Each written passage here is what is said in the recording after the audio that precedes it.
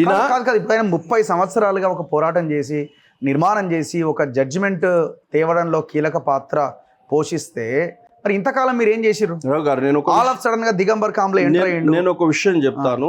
మీరు ఇంతకాలం ఏమనుకున్నారు?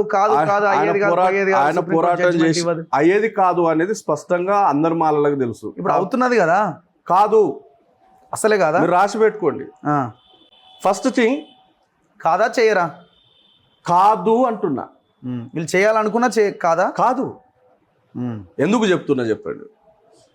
మీరు ఈ అంశాన్ని ఒకవేళ జడ్జిమెంట్ చూస్తే ధీమాగా ఉండొచ్చు కదా. మీరు ఈ సమ్మేళనాలు ఎందుకు 33 జిల్లాలో సమ్మేళనాలు పెట్టి సింహగర్జన పెట్టి? అవునండి, మీరు బహిరంగ ప్రకటనలు చేసి మాలలు దోచుకున్నారు, దొబ్బి తిన్నారు, మాలలు మనువాదులు ఇంత దారుణమైన వ్యాఖ్యలు చేస్తా ఉంటే ఊకోమంటారా?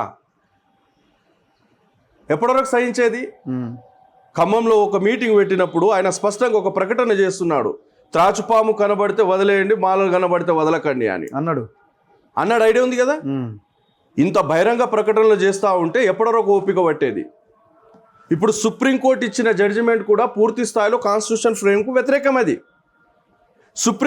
సరే, అది వ్యతిరేకమా అంశం, జడ్జిమెంట్ అంశం మీద మనం సపరేట్గా ఎప్పుడైనా. ఇంకొక పాయింట్ మీరు చెప్పిన దాంట్లో మందకృష్ణ మాదిగ ఆ రకంగా మమ్మల్ని మాలని తిట్టిండని మీరు అంటున్నారు. అది మరి ఆయన ఒక లీడర్గా, ఒక నాయకుడిలాగా ఆయన చేసిన దానిలాగా భావించండి. మొత్తం మాదిగలకి మాలలకి మధ్య ఒక పోరాటం లాగా ఎందుకు ఈ పోరాటం మేము పెట్టింది? మాదిగలకు మాలలకు ఘర్షణ కాదు, ఇది ఎంఆర్పిఎస్ కు మాలలకు మధ్య జరుగుతున్న గొడవ. ఎంఆర్పిఎస్ కి మాలలకి? ఎస్. ఎంఆర్పిఎస్ ఏదైతే మాలల మీద ఆరోపణలు చేసిందో, ఎంఆర్పిఎస్ ఏదైతే మాలల ఆత్మగౌరవాన్ని భంగం చేసిందో, దెబ్బతీసిందో, ఖచ్చితంగా దానికి ఇది తిరుగుబాటు. దానికి భయంకరమైన పోరాటం కదా 30 ఏళ్ళుగా. ఏం భయంకరమైన పోరాటం? ఒక మిలిటెంట్ లాంటి ఆ పోరాటం వెనకాల ఏముంది? ఎక్కడి నుండి వచ్చింది పోరాటం? దేశవ్యాప్తంగా ఎస్సీ కులాలు బలపడుతున్న క్రమంలో వీళ్ళు బలపడకూడదు అని బాబాసాహెబ్ అంబేద్కర్ బ్రతికి ఉన్నప్పుడు ఒక మెజారిటీ కులం బాబాసాహెబ్తో ఉండొద్దని కాంగ్రెస్ పార్టీ ఆ రోజు జగజీవన్రావుకు జీవం పోస్తే, తర్వాత కాలంలో మెజారిటీ ఎస్సీ కులాలు ఒకవేళ చైతన్యం పొందినట్లయితే వీళ్ళు మెజారిటీ సంఖ్యలు ఉన్నారు కాబట్టి వీళ్ళు ఏకం కావద్దు అని ఒక విభజన రేఖ తేవడానికి ఆర్ఎస్ఎస్ ద్వారా ఆ విభజన రేఖ గీయడానికి పావుగా వాడుకున్నది కృష్ణమాదిగను. నేనేమంటున్నానంటే, ఫస్ట్ మీరు తీసుకొచ్చినటువంటి అంశం ఏదైతే ఉందో అది కంప్లీట్లీ రాజ్యాంగానికి వ్యతిరేకమైన అంశము. ఉమ్మడి ఎస్సీ కులాలు, అన్ని కులాలు అనుభవించే ఉమ్మడి సమస్యల మీద అందరు కలిసి పోరాటం చేస్తే ఈ వర్గీకరణ అంశము చాలా చిన్న అంశం. అది వాస్తవానికి వర్గీకరణ అనే అంశము కాన్స్టిట్యూషన్ ప్రక్రియ ప్రకారం మీరు చేస్తా అంటే మేము మాలలం ఎక్కడ అడ్డు కాదు. చలో మరి డిమాండ్ పెట్టండి. ఇప్పుడు మాకు ఇష్టమే పార్లమెంట్ లో చట్టం చేసి అన్నారు కదా, రాజ్యాంగ సవరణ చేయమనండి. ఈడ హైదరాబాద్ పరేడ్ గ్రౌండ్ లో మీటింగ్ పెట్టి మోడీ భుజం మీద తలబెట్టి ఏడ్చినటువంటి కృష్ణమాదిగ మోడీని మానవతావాది అంటాడు, రైట్? మోడీ దేవుడు అంటాడు. మోడీ ముర్ము లాంటి ట్రైబల్ కమ్యూనిటీ అమ్మాయిని రాష్ట్రపతి చేసిందంటాడు. మోడీ ఒక ఎస్సీ క్యాండిడేట్ను రాష్ట్రపతి చేసిందని ప్రకటన చేస్తాడు కృష్ణమాదిగ. నేనేమంటున్నా, కృష్ణమాదిగకు సూటిగా చెప్తున్నా, ఈ దేశంలో మెజారిటీ రాష్ట్రాలు బీజేపీ పాలనలో ఉన్నాయి. పార్లమెంట్లో ఎంపీ సీట్లలో అత్యధిక శాతము బీజేపీ చేతిలో ఎంపీ సీట్లు ఉన్నాయి. అవును. 341ను సవరించాలంటే సవరణ చట్ట ప్రకారము దేశంలోని 50% రాష్ట్రాల అసెంబ్లీలో బిల్లు ఆమోదించిన తర్వాత 2 ఉభయ సభలో బిల్లును ఆమోదించాలి. ఇప్పుడు అన్ని రాష్ట్రాల్లో బిల్లు ఆమోదించడానికి మీకు ఆటంకం ఏముంది? మోడే కదా మీ కుల మీటింగ్కి వచ్చింది. ఎట్లయితే ఉంది, ఆడ సవరిస్తే ఏముంది, ఈడ చేస్తే ఏముంది?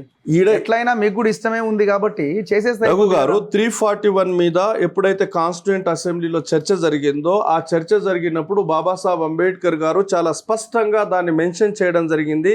341కు రాష్ట్రాలు జోక్యం చేసే అవకాశం ఇచ్చినట్లయితే ఆయా పొలిటికల్ పార్టీస్ ఆయా కులాలను బేస్ చేసుకొని రాజకీయం చేసే ప్రయత్నం చేస్తాయి. కాబట్టి 341ను ఎట్టి పరిస్థితుల్లో రాష్ట్రాలకు ఎటువంటి అధికారం ఇవ్వదు. ఈ అధికారం కేంద్రం చేతులతో ఉండడంతో పాటు మెజారిటీ రాష్ట్రాల అభిమతం మేరకు మాత్రమే ఉండాలని కాన్స్టిట్యూయెంట్ అసెంబ్లీలో చర్చ జరిగింది.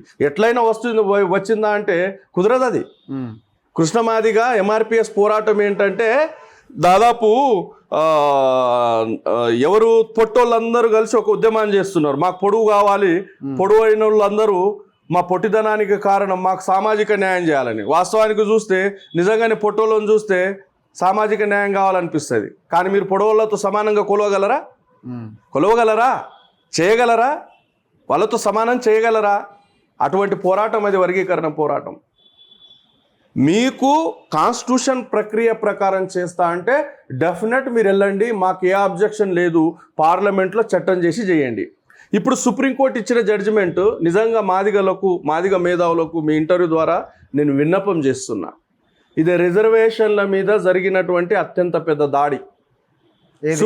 సుప్రీంకోర్టు మొన్న ఇచ్చినటువంటి జడ్జిమెంట్, ఆయా రాష్ట్రాలకు ఇచ్చినటువంటి సూచనలు ఏవైతే ఉన్నాయో ఆ సూచనల యొక్క కంప్లీట్ అర్థం ఏంటి? దాంట్లో క్రీమీ లేయర్ తీసుకొచ్చిండ్రు. కేసులో అది మాండేట్ కాదు. ఎందుకు తీసుకొచ్చారు?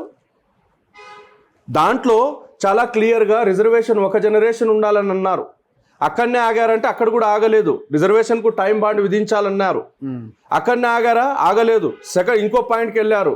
రిజర్వేషన్ అనేది ఆర్థికపరమైన అంశంగా మార్చాలా, ఎకనామిక్ క్రైటీరియాగా మార్చాలా అనే పాయింట్ దగ్గర వచ్చిండ్రు. అక్కడనే వచ్చిండ్రు అంటే అక్కడ రాలేదు. రిజర్వేషన్ అనేది కులాలను బలపరుస్తున్నది. అన్షియంట్ ఇండియాలో కులాలు లేవు, వర్ణధర్మం ఉంది, వర్ణధర్మం శ్రేష్టమైనది అని అన్నారు. అక్కడనే ఆగిరంటే అక్కడ ఆగలేదు. ఎఫిషియన్సీ మేరకు ఆయా రోజుల్లో రిజర్వేషన్లు ఎత్తేయాలని సుప్రీంకోర్టు ధర్మాసనం తీర్పులో చెప్తుంది. మొత్తం ధర్మాసనం బేసిక్ అంశాలు ఇవి. ఎక్కడైనా ఒక కులానికి న్యాయం చేసేది ఉందా? రిజర్వేషన్ యొక్క అర్థము it's a social stigma. Hindu వ్యవస్థ మూలంగా ఏర్పడినటువంటి సామాజిక కళంకాన్ని తూడ్చిపెట్టి సమాజంలో సమానత్వాన్ని సాధించడానికి పెట్టిన అంశం. వచ్చిందా సమానత్వం? ఉద్యోగులకు వాళ్ళ డిపార్ట్మెంట్లో కుల వివక్షత ఎదుర్కొంటలేరా? వ్యవసాయం చేసేటటువంటి రైతులు వాళ్ళ పంటలు ఎవరు కొనక లేదా రకరకాల ఇబ్బందులు పడట్లేదా? ఏ సెక్టార్లో కుల వివక్షత లేదు? రాజకీయంలో కుల వివక్షత లేదా? ఎంప్లాయ్మెంట్లో కుల వివక్షత లేదా?